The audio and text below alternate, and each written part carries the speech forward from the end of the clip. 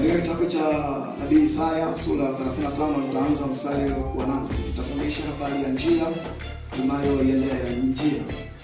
Katika mstari wa 8 anasema, Isaya sura ya 35 na mstari wa 8 na kuendelea unasema, na hapo patakuwa na njia kuu, na njia nayo itaitwa njia ya utakatifu. Wasio safi hawatapita juu yake, bali itakuwa kwa ajili ya watu hao. Bwana Yesu asifiwe. Biblia inasema na hapo patakuwa na njia.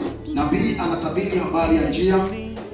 Anasema na hapo patakuwa na njia, na njia hiyo itaitwa njia ya utakatifu. Wasio safi hawatapita katika njia hiyo. Wasio safi hawatapita katika njia hiyo,